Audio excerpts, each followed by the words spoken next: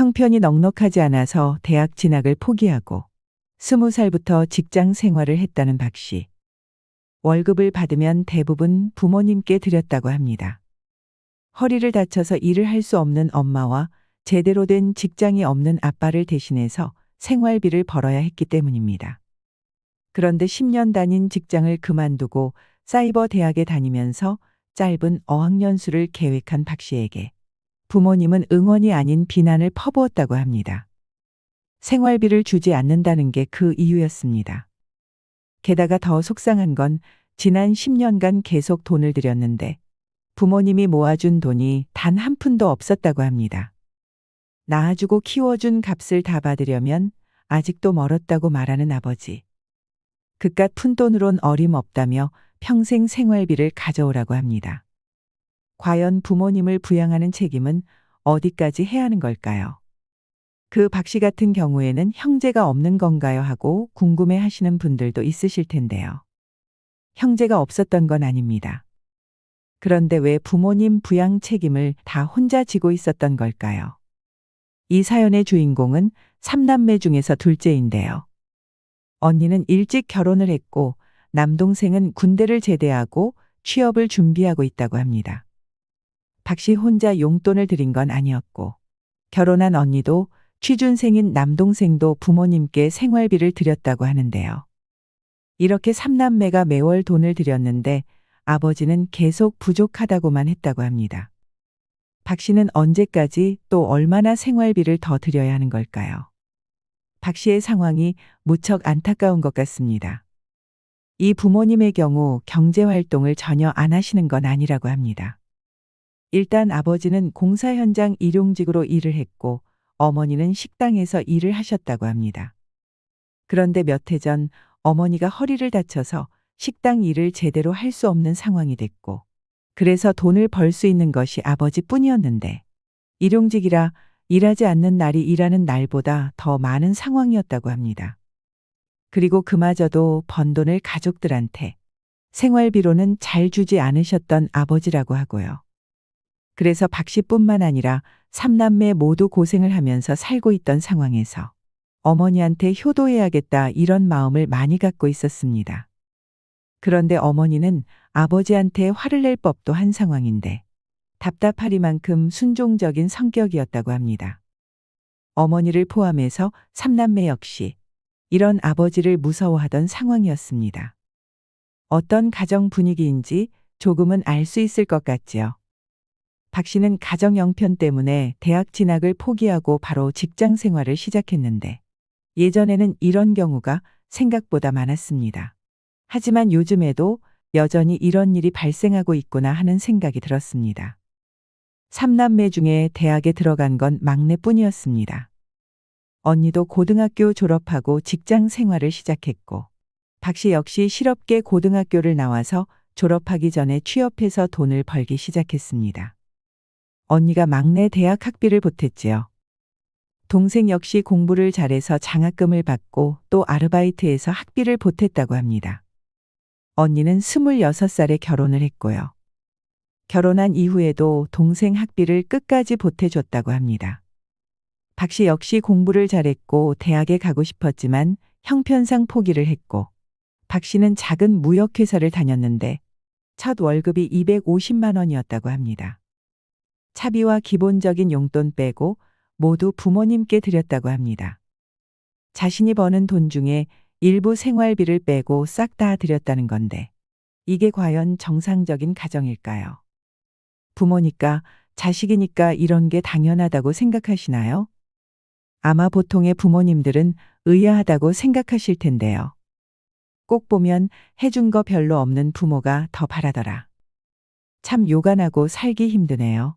자식이 10년 생활비 대주다 공부 좀 하겠다고 하는데 이걸 반대하는 부모가 정말 부모인지 궁금하네요 라는 반응이 많았습니다. 자식은 부모 대신 돈 버는 노예가 아니라는 말도 참 와닿았는데요. 하지만 이 아버지는 자녀들에게 당당하게 생활비를 요구했습니다. 박 씨 아버지 같은 경우에는 그 가정 분위기가 일단 아버지의 힘이 가장 세고 어머니나 자녀들은 어떤 큰 소리를 낼 수 없는 그런 상황인데 대체 어떤 생각으로 이렇게 생활비를 다 내놔라 이야기를 했을까요? 보통은 어머니, 아버지, 부모님 하면 딱 떠오르는 게 희생과 헌신이라는 이미지입니다. 그런 숭고한 가치들을 떠올리지만 이 사건들과 마찬가지로 그렇지 않은 부모님들도 되게 많은 것 같습니다. 가정의 중심이 본인인 그런 아버지, 어머니들은 대놓고 착취를 하기도 하고 은근히 뒤에서 간접적으로 착취를 하는 경우도 많이 있습니다. 일단 박 씨 아버지 같은 경우에는 내가 너희들을 다 키워놨으니 그만큼 나에게 갚아라 이런 의미인 것 같은데 자녀에게 생활비를 요구하는 부모. 여러분은 어떻게 생각하시나요? 어느 정도 생활비를 받는 것이 당연하다고 생각하신다면 얼마 정도가 적절한 걸까요? 박 씨는 10년 동안 직장 다니면서 받은 월급 중 일부 생활비 빼고는 가족 생활비로 다 쓴 상황이 되었습니다. 월급이 많지는 않았지만 최소한의 생활비를 빼놓고는 100만 원 넘는 돈을 매달 아버지한테 드린 건데요. 그러면서도 심정은 이랬다고 합니다. 설마 이 돈을 아버지가 다 쓰시겠나? 일부 어느 정도는 자신을 위해서 모아줄 것 아닌가 했다지요. 예금이든 적금이든 모아두시지 않으셨을까 이렇게 생각했다는 겁니다. 하지만 실제로 알고 보니까 아버지는 그런 상황이 아니라 딸이 생활비를 도와드리지 않으면 당장에 전기세와 수도세 낼 돈도 없던 상황이었다고 합니다. 박 씨는 10년 넘게 직장 생활을 했지만 이제 30살인 상황이고 더 늦기 전에 공부를 해야겠다고 마음을 먹었다고 합니다. 그래서 사이버 대학에 다니면서 짧은 어학연수도 계획 중이라고 하는데요. 무역회사에 다닌 경력을 살리기 위해서 외국어 공부를 열심히 하고 평소에 인터넷 강의로 공부를 했습니다.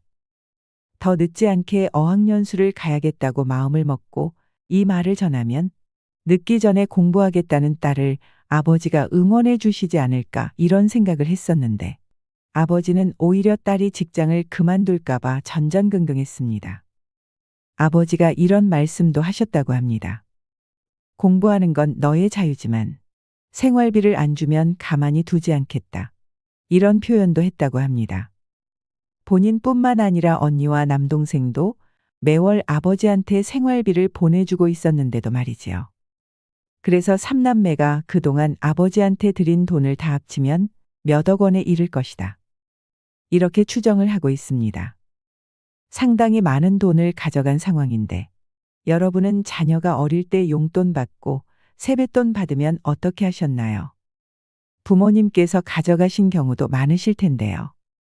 그렇게 가져가실 때 엄마가 잘 모아줄게, 통장에 저금해 줄게 하고 가져가시는 분들이 많습니다. 엄마가 잘 가지고 있다가 나중에 너가 크면 줄게 그렇게 많이 하셨을 겁니다. 그렇게 모아서 아이가 필요한 물건을 사주거나 했겠지요. 사실 이것도 법적인 근거가 있습니다. 법적으로 부모는 미성년자인 자녀가 가지고 있는 재산을 대신 관리할 수 있는 법정 대리인입니다. 권한이 있습니다. 하지만 항상 모든 종류의 법정 대리인들은 선량한 관리자의 주요 의무라는 게 따릅니다. 과연 이 사람이 선량하게 아이를 위해서 관리한 것이냐 아니냐를 따져봐야 하는 것입니다. 제가 어렸을 적에도 제가 용돈을 받고 세뱃돈을 받으면 부모님이 가져가셨습니다. 내가 불려서 줄게라고 하셨는데 저는 초등학교 때 그걸 못 받는 거구나 라고 깨닫고 나서 그 다음부터 안 드리기 시작했습니다. 제가 따로 모았지요. 그제서야 좀 경제관념이 좀 생기기도 하고 내 돈에 대한 책임감도 생겼던 것 같습니다. 사연으로 다시 돌아가서 삼남매 모두가 아버지에게 이런 식으로 돈을 다 드렸는데 이런 아버지의 요구를 어째서 거부할 수 없었을까 생각해보면 굉장히 자기중심적인 그런 부모들은 자녀들의 죄책감을 이용한다고 합니다. 자식들에게 죄책감을 심어준다고 합니다. 그 유명한 말이 있지요. 내가 너를 어떻게 길렀는데 네가 어떻게 나한테 이럴 수가 있어. 이런 것들을 얘기하면 자식들이 앞에서는 어머니 아버지하고 싸움도 하고 반항도 하는데 뒤돌아서면 죄책감이 너무 밀려오는 겁니다. 어머니 아버지가 저렇게 힘든데 전기세도 못 냈는데 내가 이걸 안 된다고 얘기하면 내가 나쁜 딸인가 보다 하게 되는 것입니다. 박 씨도 이런 마음으로 살아오지 않았을까 합니다. 뒤돌아서면 죄책감을 불러일으키기 때문에 결국에는 다시 또 돈을 주게 되는 그런 악순환에 들어가게 되었던 것입니다. 하지만 박 씨도 이제 결단이 필요할 것 같아서 마음을 먹었다고 합니다. 어학연수를 다녀오면 더 이상 아버지한테 생활비를 보내지 않고 남동생과 독립을 선언할 거라고 말씀드렸다고 하는데요. 그러자 아버지는 지금껏 푼돈 몇 푼 주고 왜 이렇게 유세냐라는 반응을 좀 보였다고 합니다. 이런 반응에 박 씨는 서러워서 눈물이 흘렀다고 하지요. 이 사연에 저는 몇 가지 궁금증이 생겼습니다. 첫 번째 궁금증은 부모 부양의 책임은 어디까지 해야 하는 걸까 하는 것입니다. 가족들끼리 서로를 돌본다는 게 부양인 건데요. 그런데 아주 쉽게 생각하면 미성년 자녀에 대한 부모의 책임만큼 큰 책임은 없습니다. 법적인 책임도 그렇지만 부모님들이 스스로 지는 책임도 마찬가지입니다. 물론 우리가 자라면서 부모님께 받은 것은 어떻게 해서도 갚을 수 있는 그런 건 돈으로 따질 수 있는 문제가 아닙니다. 그런데 이후에 아이가 자라서 성년이 된다면 어른들끼리 서로를 도와주는 일이 됩니다. 부모 자식을 떠나 어른이라고 한다면 스스로 경제를 끌어갈 수 있고 스스로 자기를 책임질 수 있어야 합니다. 법적인 문제에서도 그렇습니다.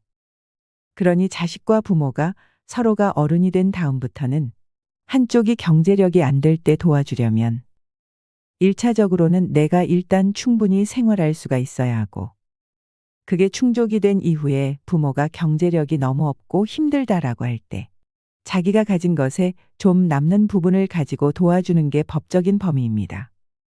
일단 가족들 사이에서 법적인 부분에 기대는 것보다는 자체적으로 대화로 해결하는 게 가장 좋겠지요. 박 씨 아버지는 생활비를 받지 못하게 되면 소송이라도 할 것 같은 분위기라고 하는데요. 실제로 부모가 자녀를 상대로 내가 너 키웠으니까 돈 내놔라. 이런 식으로 소송을 할 수도 있는 것입니다. 하지만 말씀드린 것처럼 우선 서로가 어른인 상황인 것을 전제로 만약 나도 지금 너무 어렵고 경제력이 안 되고 남는 여유가 없으면 어쩔 수 없는 것입니다. 다른 케이스에서는 돈 많은 형제는 부모를 안 돌보고 가난한 자식이 부모를 돌보고 있는 경우도 있는데요. 이럴 때 소송을 하게 되면 다른 사람들도 사실 부모를 같이 모셔야 될 책임이 있으니 경제적으로 더 여유가 있는 자식에게도 좀 부담하라는 판결이 날 가능성이 높습니다. 앞서 제가 말씀드린 이런 사연은 그나마 양호한 편이라고 하는데요. 이런 다른 사연도 있습니다. 어렸을 때 그 자녀가 자랄 때는 자녀 부모로서 돌봐준 적이 없고 20년, 30년 얼굴 한번 못 보면서 지냈다가 떠나버린 아버지가 갑자기 나이가 들어서 찾아와서 이젠 너가 나를 책임지라고 하는 경우도 있습니다. 그것마저도 사실 법적으로는 친부의 부양 의무 요구를 인정해주는 상황입니다. 실제 이런 사례가 많이 있습니다. 최근 제가 들은 사연 중에 황당한 사연이 또 하나 있는데요. 돈 때문에 자주 다투는 부모님을 보며 커서 돈을 많이 벌겠다고 결심한 한 씨는 대기업 취직에 성공했습니다.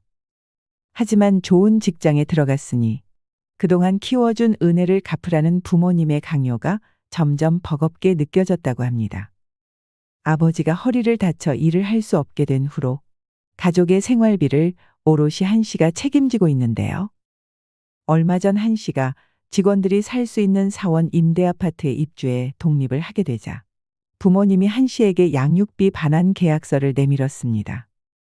키워줬으니 월 200만 원씩 20년간 양육비를 갚으라는 게 계약서 내용이었습니다.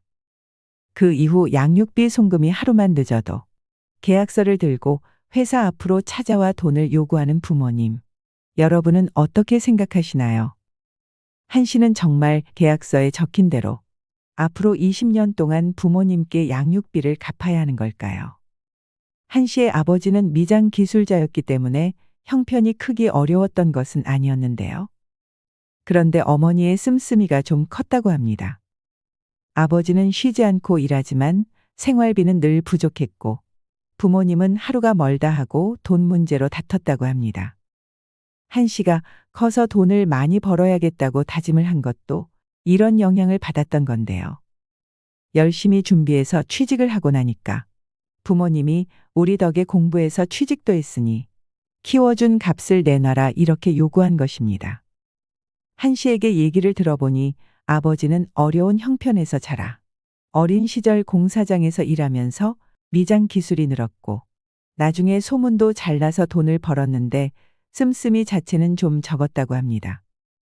그런데 어머니 같은 경우는 시골 부잣집 출신이었는데 그래서 그런지 씀씀이 자체가 좀 컸다고 합니다. 큰오빠가 부모님 재산을 모두 쓰면서 사업을 하다가 실패하면서 가세가 기울었는데 이 어머니의 씀씀이는 줄어들지 않았다고 합니다. 명품이나 스카프 같은 것을 사다가 카드값 때문에 힘들어하기도 했고 그 때문에 부부싸움 하는 모습을 많이 목격했다고 합니다. 소시적에 잘 나갔다고 계속 그 시절 생각하면서 지낼 수는 없는 거 아닌가요? 아이가 부모로부터 돈을 받지 않으면 아이는 성장할 수 없는 것이고 자녀가 미성년자 때까지는 부모가 아이를 키우는 거라고 하죠.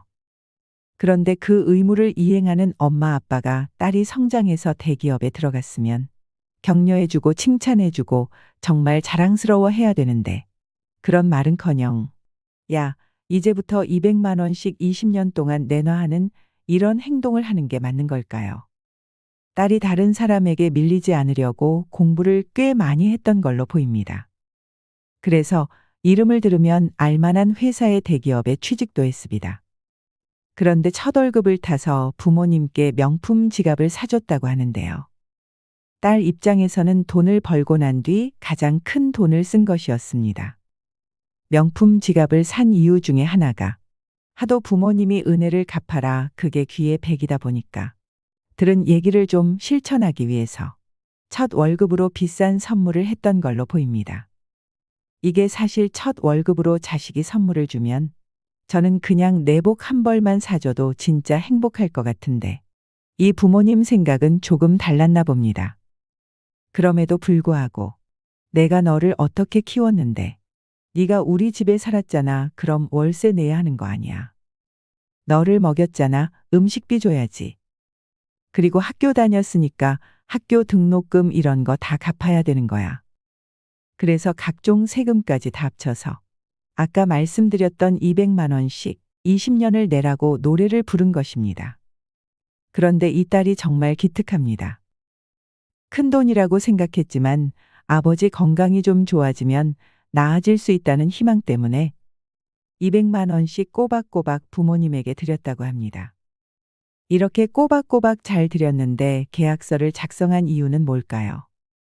딸이 부모님과 사는 집이랑 직장이 좀 멀었다고 하는데요. 회사 사택을 제공받을 수 있게 됐다고 합니다.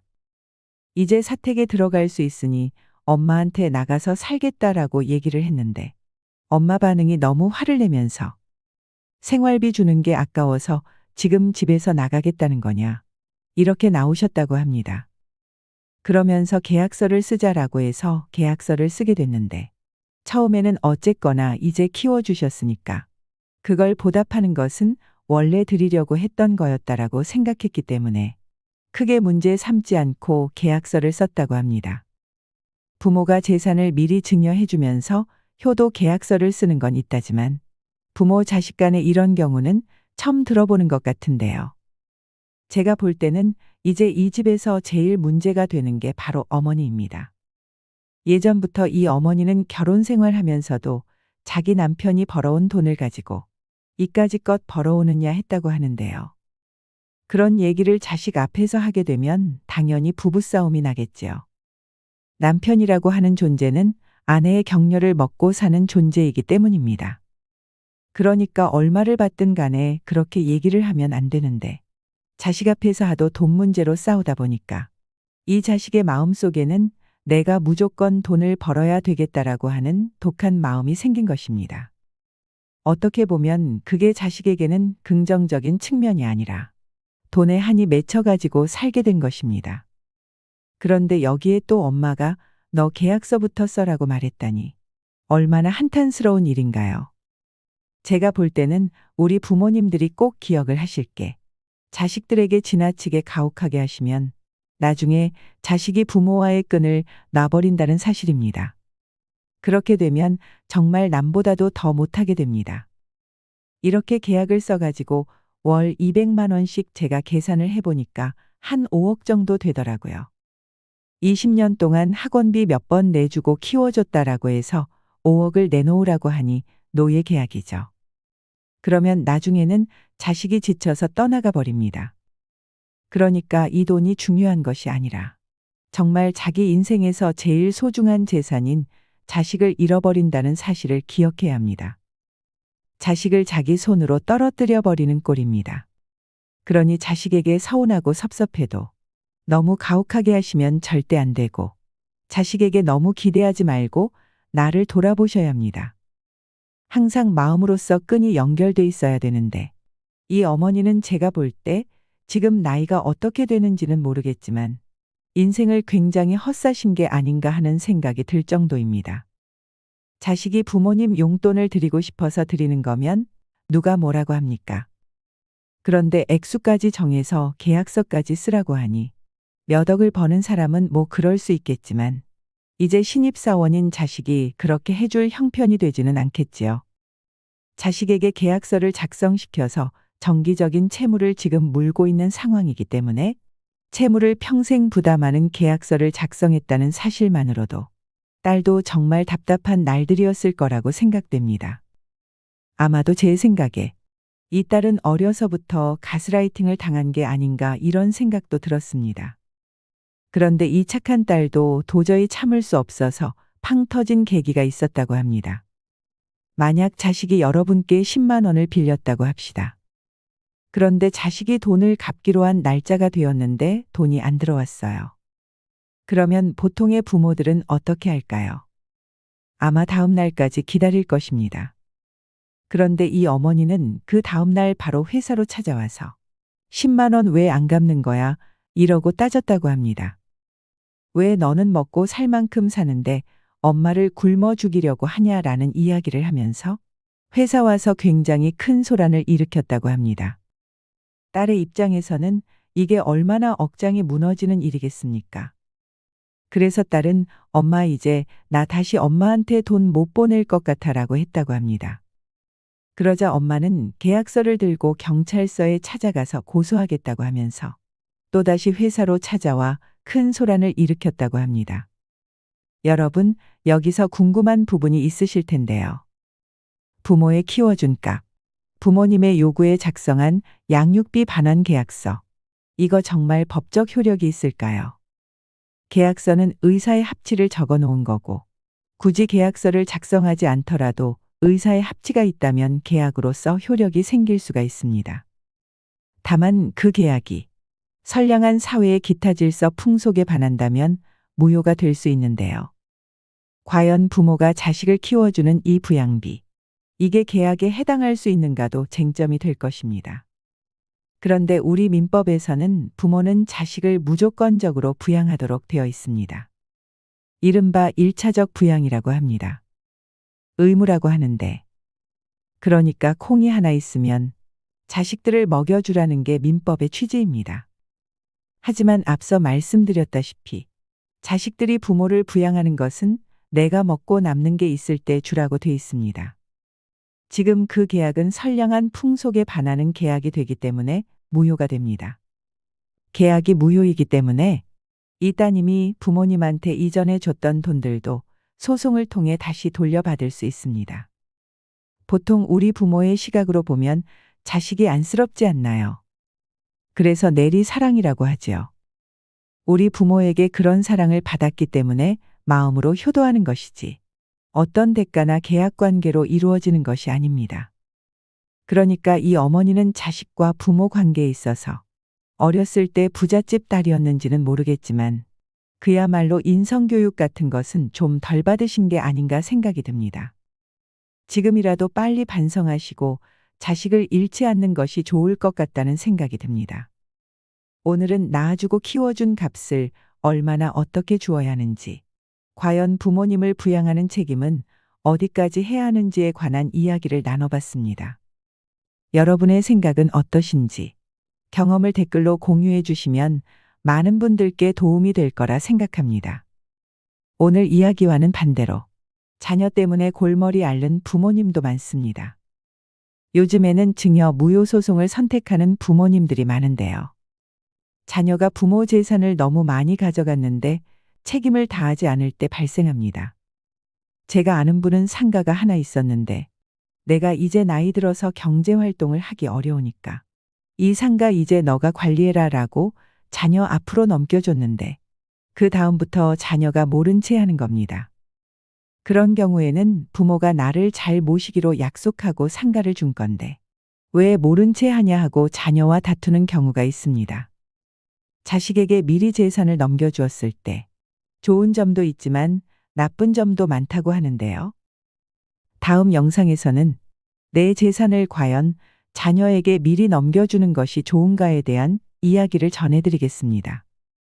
영상이 마음에 드셨다면 구독과 좋아요, 알림 설정 부탁드리겠습니다. 이상으로 시니어에 대한 모든 것. 시니어 연구소였습니다.